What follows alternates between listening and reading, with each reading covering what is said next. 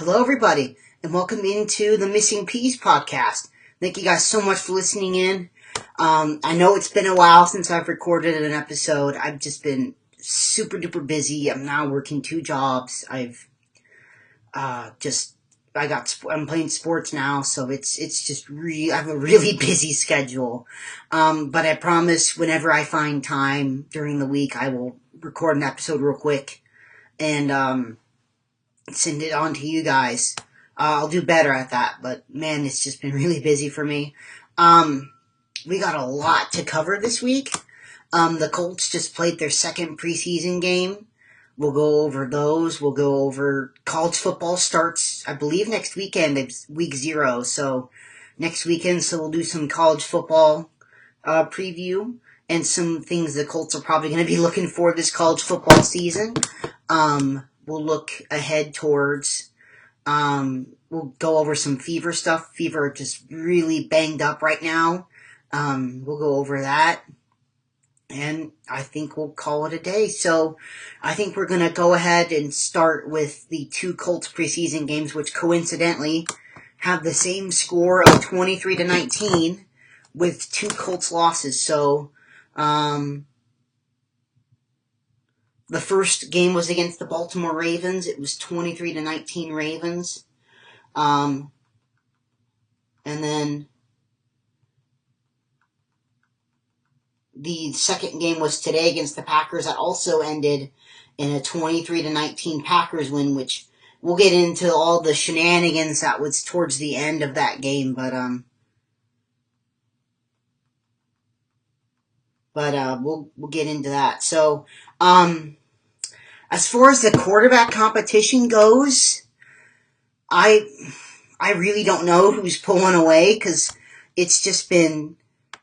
We'll pull up the stats from the two preseason games because it has been they've been pretty much identical. So for the game against the Ravens, Anthony Richardson started that game.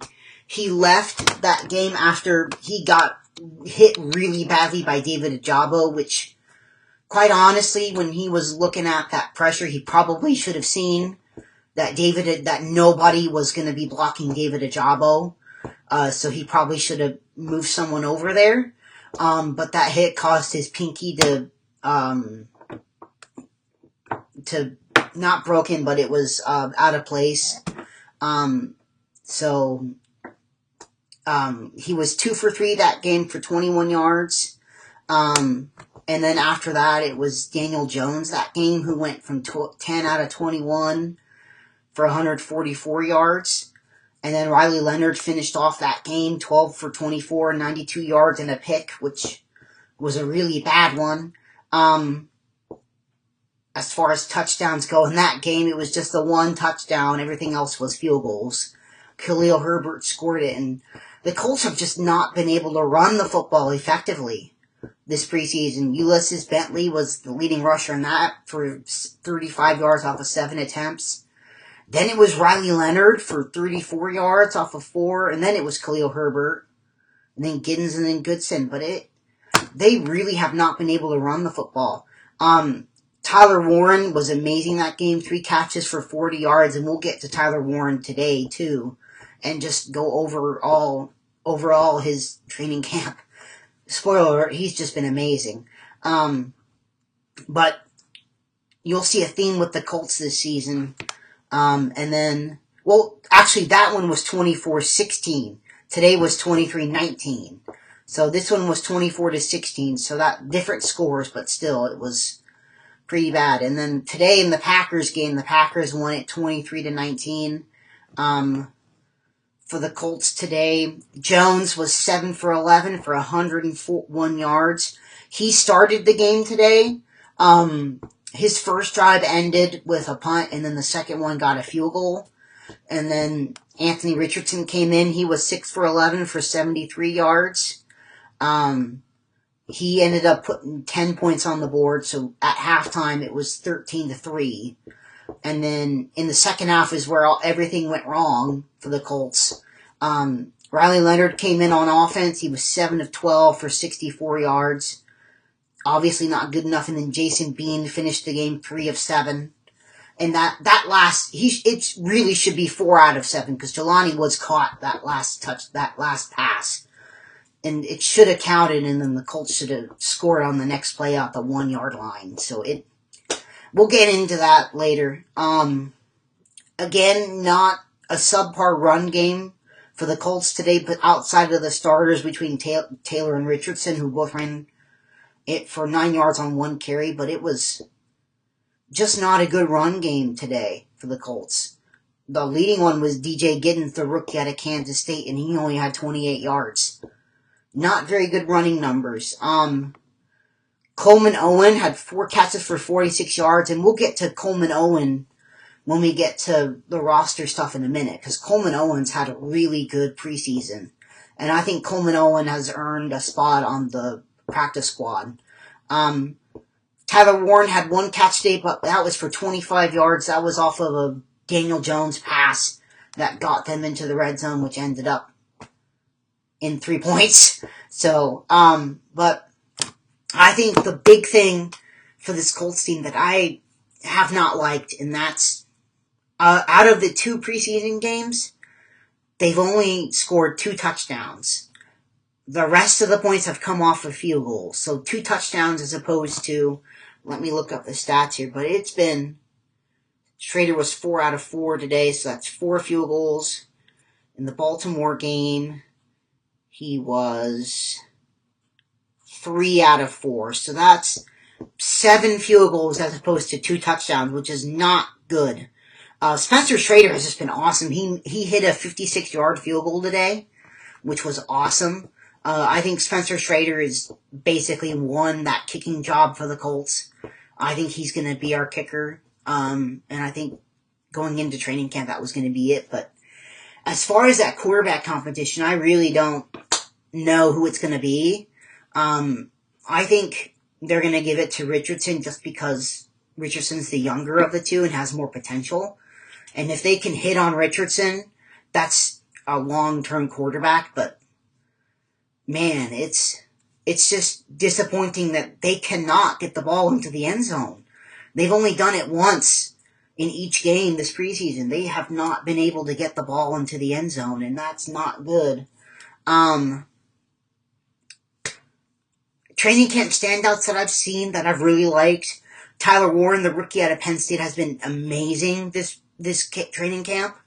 I think he's just been really good, and I can't wait to see all the trick. The Colts are obviously not going to show all these trick plays that they're going to have with Tyler Warren and Richardson and all that. They're not going to show that in the preseason. They're going to wait to show that week 1 against Miami. But I can't wait to see it. And Tyler Warren, I bet you, has a special play call sheet that says Tyler Warren trick plays, Tyler Warren weird plays. But, I can't wait to see that. A.D. Mitchell has been doing really good. He did good in the Baltimore game. I need to see what his stats were today against the Packers. He only had 1 catch for 8 yards, so not as good today. But he's been doing really good at practices, and I want to see A.D. Mitchell take that next step. Hunter Wohler, the 7th-round pick out of Wisconsin, has been really good. He picked off Lamar Jackson, and he had 2 interceptions. One of them was against Lamar Jackson in the joint practices with the Ravens. The other one was against Cooper Rush, I believe.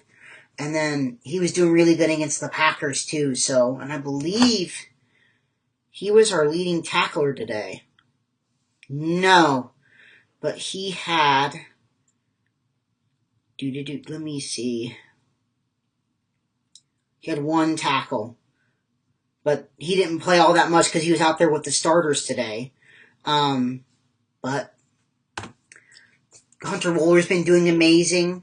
I think Will Mallory's been doing really good, and I think we'll get into what this roster might look like going forward with Mallory and Woods. But I think we'll get into the roster stuff now. So I think we'll go ahead and put in a prediction on this Colts roster. So I think we'll start with quarterbacks. I think it's pretty obvious that Jones and Richardson are going to make the team, and Riley Leonard will probably be the third quarterback. I don't know what the rules are for that third quarterback still. I know in years past, they've had it to where you can keep a third quarterback as your emergency quarterback, and it doesn't count as a roster spot. I don't know if they've gone away with that rule. I think we'll find out here pretty soon because next week is the last preseason game, and then after that, the Colts are going to have to cut this roster down significantly. But Riley Leonard will make this team because I don't think Riley Leonard would clear waivers. So, and he's your Sam Ehlinger replacement. So, Jason Bean, I unfortunately do not think he's going to make this team this year. I don't even think he's going to be called back to the practice squad. I think he may just be let go altogether. And if he doesn't sign with another team, he does have the option of going to the UFL. And he was like the first overall pick. So Jason Bean just has an option to fall back on. But we'll see with that one. Running back, I think that one's a little more iffy. So with running back, I don't know if you're going to keep 4. And those 4 would be Taylor, Giddens, which those 2 are locks, Goodson, and Khalil Herbert. Or if you're just going to keep 3, and it's going to be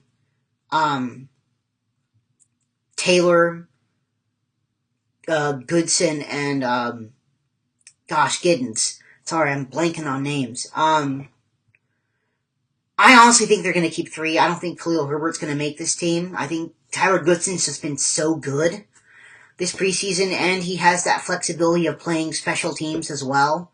So I think Goodson is more valuable to this team than Khalil Herbert is. But I think they may have like a handshake agreement with Khalil Herbert to where, I think they know that Jonathan Taylor is going to be hurt at some point this year. And if Jonathan Taylor is hurt, then you kind of want Khalil Herbert on this team, called up from the practice squad, and just say, we'll bring you up once Jonathan gets hurt, which I guarantee you he will, probably. He hasn't played a 17-game season since 2021, I think. Yeah, and he's just not reliable injury-wise, so I think putting Khalil Herbert on the practice squad on a handshake deal saying, hey, once Jonathan gets hurt, we'll call you up to the team. But we'll see. Wide receiver, I think, is pretty much set in stone with Pittman, Pierce, Downs, A.D. Mitchell, who I alluded to earlier, Doolin, and then Anthony Gould. I think he's gotten a lot better as a wide receiver this summer. He's done really good at that slot receiver, which is really good, because if Josh Downs goes down, I think you can easily put Anthony Gould in there, and you'd be fine. Like, Anthony Gould has just gotten so much better. And he's such a good punt returner and kickoff returner. I really like Anthony Gould. So, tight end's another question mark. I think Tyler Warren, Mo Alley Cox, and Drew Ogletree are 3 safe ones to put on the team. I like Mo Alley Cox, but I don't like him and Drew Ogletree together because they're basically the same person, to where they can occasionally catch it, but what their calling card is blocking, which is a good thing to have, but having like basically the two players that are basically the same, that give you the same thing, is just, I don't know if I like that. But and then that 4th tight end, I think right now it's Will Mallory. Like I said, Will Mallory has just had a really great camp this year.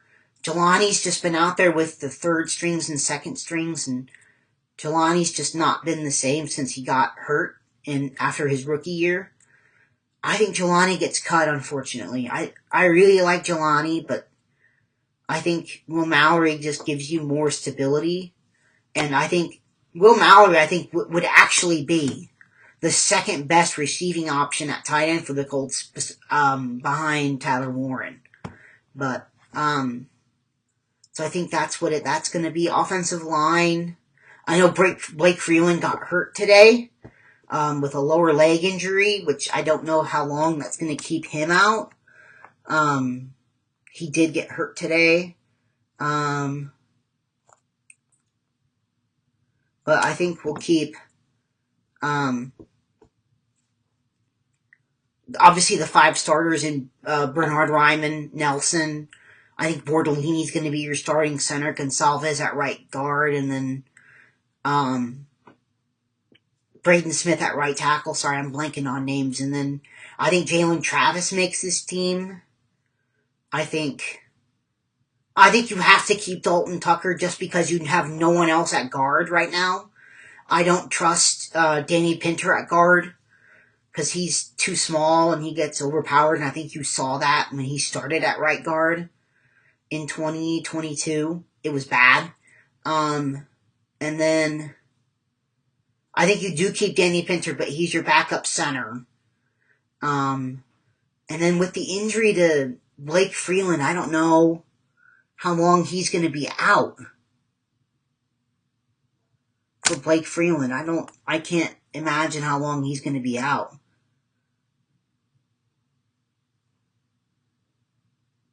Yeah, because the Colts have a lot, specifically at corner, they have a lot of injuries. They do have a lot of injuries, specifically at corner. Corner has just been decimated with injuries this year. And we'll get to corner in a minute. I don't know. I think they keep Blake Freeland, but I don't know if he's going to be good to go because he hurt his lower leg today. So I have no idea what that's going to be, what that's going to look like. Defensive line, I think that's pretty much set in stone with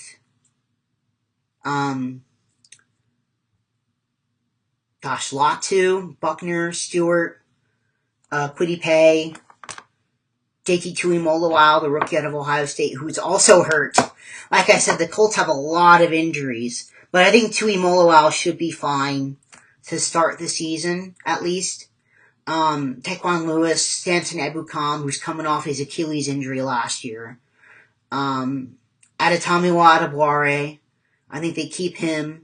Neville Gallimore, I think they keep him as well. And then I struggled a bit with this last one between Tim Smith and Eric Johnson or keeping Isaiah Land. I went with Tim Smith just because I like Tim Smith. I do like Tim Smith, and I like Isaiah Land too. It's just I don't think if you let Tim Smith go, I don't know if you're going to get him back. I don't think he's going to clear waivers. But that's where I stand on the defensive line. Linebacker, Franklin Carlisle's Joe Bacci, who came over with Lou Anarumo from Cincinnati. Cam McGrone and Segun Alubi. And then corner has just been decimated by injuries right now.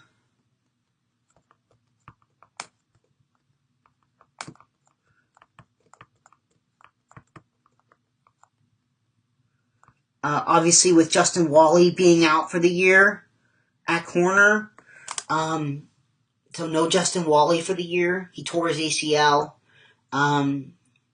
Charvarius Ward is still hurting. He doesn't really need to play in the preseason. Charvarius Ward is just so good. He doesn't really need to play in the preseason. You just need to get him healthy for week 1. But I do think Charvarius Ward should be fine for week 1. I know Kenny Moore got hurt this week. I think Kenny should be fine week 1. I think he'll sit out the Cincinnati game because he really doesn't need to play either.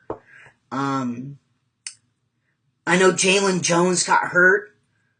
I know Juju Brents got, like I said, this Colts room at corner has just been completely decimated with injuries. I do think Juju Brent should be back for week 1. I think Samuel Womack has just been awesome at corner. So I do think they need Samuel Womack, and they need to put bubble wrap around him, because if he goes down, man, we are really really hobbled at corner. But Samuel Womack will definitely make the team because you know that he can start. Outside of those, I really don't know because it's just a lot of guys that they've signed off the street because you've had all these injuries to corners. So, I need to see who all played today at corner because, man, they have just been absolutely decimated at corner. And obviously they were passed on a lot today. Eric Johnson had 10 tackles, man. Chris Lamont, I think Chris Lamont will make the team. Chris Lamont has history with this team, and I said Samuel Womack already. He'll definitely make it. Shelley, Mays. Like I said, it's a lot of people that I have no idea. Because it's like, man, they have just been absolutely decimated at corner. They may need to sign like a Rasul Douglas or something, because there's no Justin Wally. I don't know how long Jalen Jones is going to be out, because he got hurt pretty bad. And I don't know how long Juju Brents is going to be out. And Juju Brents isn't exactly reliable at corner with injuries. Let's see here. Safety, Cam Bynum, Nick Cross are your two starters, obviously. Hunter Wohler will make this team. Hunter Wohler is kind of that safety linebacker combo. And I think Rodney Thomas might make the team. Maybe Daniel Scott. I don't know. And then special teams, obviously Luke Rhodes, Rigoberto Sanchez, and Spencer Schrader. I think that's it. And I think that's it for the Colts, too. I think we'll come back to you guys next week when they play the Bengals. That's their last preseason game before they get a week off, and then they play Miami in the opener. So it's coming up. And speaking of coming up, the Fever are in a gauntlet of a schedule right now. So the Fever are coming off of a loss Friday night against the Mystics. They lost by 4. Their 2 losses have been really close ones, because the one Tuesday night against the Wings, they lost by 1 point, and then the game against the Mystics, they lost by 4. And they've had the lead in both of those games, so hopefully the Fever figure it out. And they, speaking of being decimated by injuries, the Fever have also been just decimated by injuries this year. Sydney Colson, the free agent guard that they signed, is now out for the season. She got hurt. Ari McDonald, who they also brought in because Caitlin Clark got hurt, she's also out for the season because she's hurt as well. And then Caitlin Clark, I have no idea what the timetable is on her return. They play again at some point, but I don't really know what the timetable is for her, because she's been out for a while. But man, they really need Caitlin Clark to come back, because they have just been decimated at point guard between Sydney Colson and Ari McDonald, and they've had to bring in like other people and just do point guard by committee. But it's just, man, they really need some help at point guard. I believe the Fever are currently sitting at 6, I think. Maybe. No, they're at 7 now. Holy smoke, they're at 7 right now. And they've got and there's 8 teams that make the playoffs. They're at 7, which is not good. And I believe they have 1, 2, 3, 4, 5, 6, 7, 8, 9.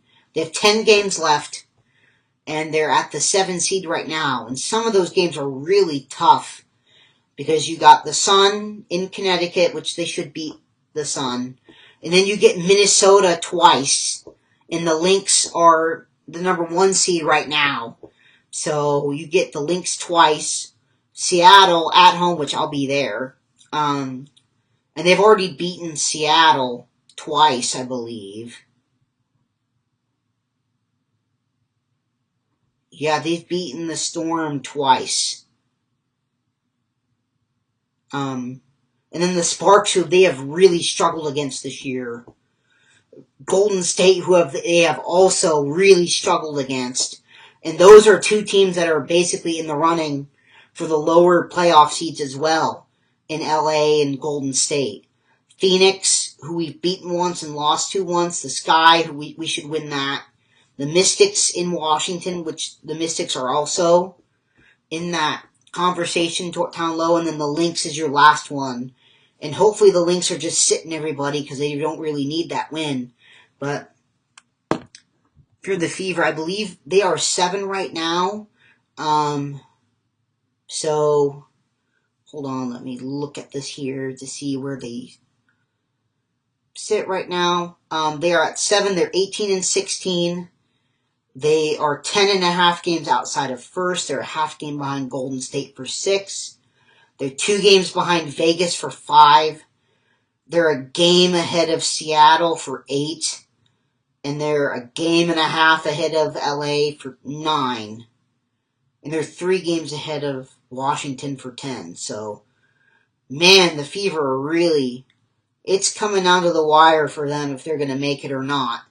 And even if they do, they would play Atlanta, who we split the season series with, if they're 7. If they're 8, they play Minnesota.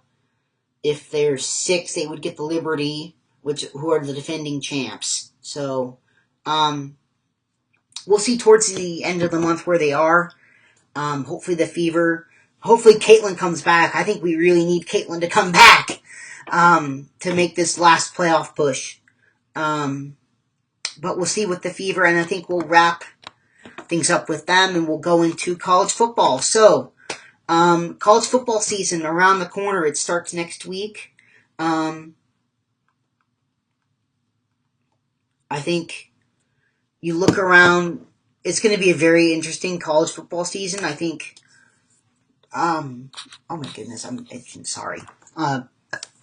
With the Big Ten this year, I think IU will do okay. I don't think IU's going to make the college football playoffs this year, but I definitely think they'll at least make a bowl game. They'll definitely make a bowl game at the very least. And then, do that. But I think you look around the Big Ten, I mean, Ohio State, the defending champs, they're basically going to have a brand shiny new football team because you look at the amount that they lost. They lost their offensive coordinator. Chip Kelly is now in the NFL with the Raiders. He was the OC at Ohio State last year. Their quarterback is gone. Will Howard's in the NFL now. Their new quarterback's going to be Julian Sayin, who has not played in college football down yet. Their running back is going to be different because both Travion Henderson and Quishon Judkins are both in the NFL now. Wide receiver, they still have Nolan Smith, and Nolan Smith is just, he'll be the next great Ohio State wide receiver when all is said and done. But you lost Emeka Egbuka, that's a really big loss because he was one of the leaders on this Ohio State team. Offensive line, you lost a lot there too. You lost Jonah Jackson. You lost, what was the left? You lost Seth McLaughlin. You've lost, what was the left tackle's name that went to the Chiefs? Hold on. But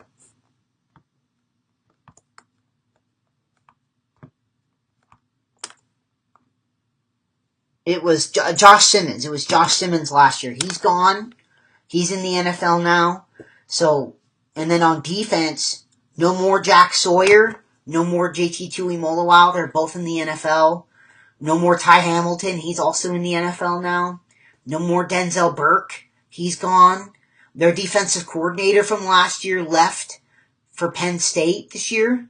So, if you're Ohio State, man, you have lost a ton this offseason. So, it's going to be, and I believe their new defensive coordinator is Matt Patricia, which is very, that's a downgrade to what they had, because Matt Patricia, if you guys remember, he was the defensive coordinator of the Patriots who got hired in Detroit. and he was terrible with the Lions. Just ask anybody up in Michigan, and he's just been horrible. So we'll see how Ohio State does this year. And it's not like they're going to get any favors starting out of the gate because their first game is against Texas, week 1. And I think against Arch Manning, and I think Texas is going to beat them just because there's a lot of new on this Ohio State team. And there's a lot of players on that team that have not played a down yet in college football. So, and Texas is very experienced, so I do think Texas week 1 is going to get him. But I think if you're Ohio State,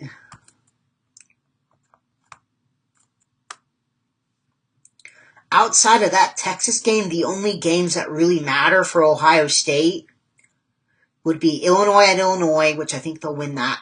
Penn State at home is going to be a really big one, and we'll get to Penn State in a little bit because I think Penn State's going to be extremely good this year. And then Michigan, who they have not beaten in a while. So it's funny because before Jim Harbaugh left for the NFL and had that championship year, it was Ohio State beating up on Michigan. Now it's Michigan beating up on Ohio State, and Michigan's in big trouble with all their stuff. So, but we'll see. I hope Texas beats them week 1. Penn State is going to be really good. And if you're the Colts, man, if you stink this year, Drew Aller, the quarterback from Penn State, would not be a bad idea to take in the draft and him become your new quarterback with his buddy Tyler Warren, who he can rely on. But if you're Penn State, your schedule this year is basically coming down to 2 games, and that's week 4 against the Ducks at home, and then man, this is a really tough. You have a 3-game stretch of you have to go to Iowa, and then you go to Ohio State, and then you play Indiana at home. But that Ohio State game, that's a big one because Penn State has not beaten Ohio State in a very long while. But Penn State, I think, is going to be really good. Like I said, they stole Ohio State's defensive coordinator. He's now the DC at Penn State. Drew Aller came back for his senior year to see if he can become a top 10 pick in the NFL draft, which I think is smart betting on himself. They got their 2 really good running backs in Katron Allen and Nick Singleton back. So they're gonna be able to pass and run the ball. I think Penn State's gonna be really good this year, and I think Penn State might win the Big Ten this year. They're that good. Oregon is in the same boat that Ohio State is in. Oregon lost a lot this offseason on their team with Dylan Gabriel. Now he's in the NFL. Tez Johnson. You got, Josh Cornelius on the offensive line. Like, Oregon has lost the same amount as Ohio State has, but Dante Moore is going to be their new starting quarterback. And if you're Oregon, your season's coming down to going to Penn State, and that's probably their only tough game this year is Penn State at Penn State. So if Oregon's got a pretty cakewalk schedule too. Their tough one is Penn State at Penn State. So, for IU, we'll look at IU's schedule. They have 2 really tough ones. So their 2 tough ones are going to be Oregon at Oregon and Penn State at Penn State. I don't think they're going to win either one. Those are 2 really tough ones. So I think that's 2 losses right there. Their other tough ones, Iowa at Iowa. That's going to be a tough one. Illinois at home. That's going to be a tough one because you got Drew Altmaier coming in here at quarterback. But I think other than that for IU, those are pretty easy. The other ones they should win. So at least 8-4, maybe 9-3, maybe 10-2, probably around that range.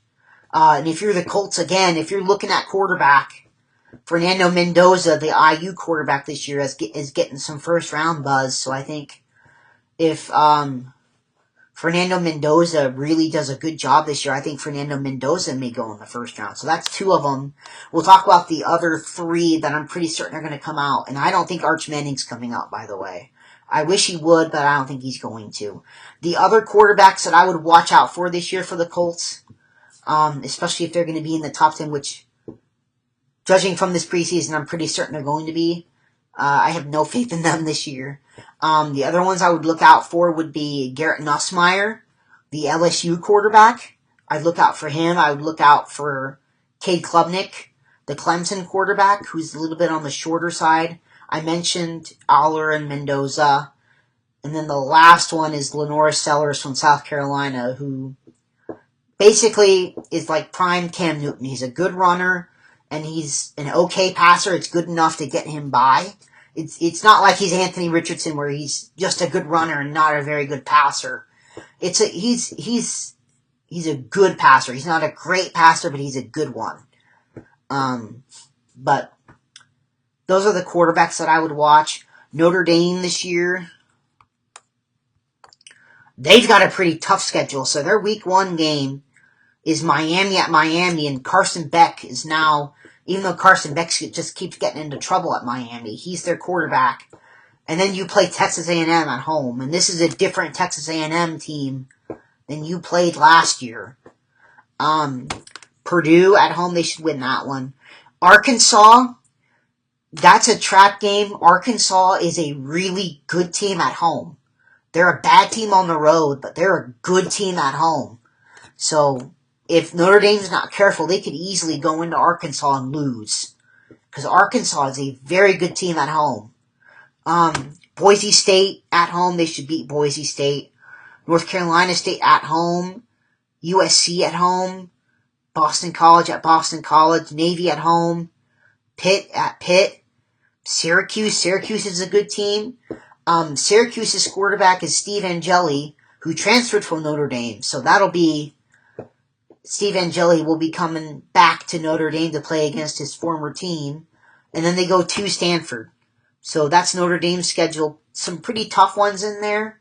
But I think Notre Dame should be fine. I think that's it, college football-wise. And I would look out. So for the ACC, I think Clemson's going to win that one pretty easily. Cade Klubnik had a really good season towards the end of last year. He really turned it on, and I think people are expecting big things from Cade Klubnik this year in his senior year before he goes into the NFL. SEC, Alabama, Ty Simpson's going to be starting for them. As I mentioned, Garrett Nussmeier at LSU, watch out for him. If the Colts are going to be towards the bottom of the league, which I would imagine they're going to be, they're probably going to be looking for a quarterback in next year's draft, which will be, next year's quarterback class is going to be much better than this year's. This year's was bad. But I'd look out for Nussmeier. Let's see, what else? In the SEC, Georgia, Gunnar Stockton's going to be the quarterback for them this year, since Carson Beck left to go to Miami. I think Big 12, I'd look out. I don't know if Arizona State's going to win it this year, because Arizona State had a bunch of close games last year. We'll see who comes out of there. But I think we'll leave it for there today, guys. Like I said, I will do my best to be more consistent on here. It's just been a busy schedule for me, but I will see you guys hopefully next week. See you guys.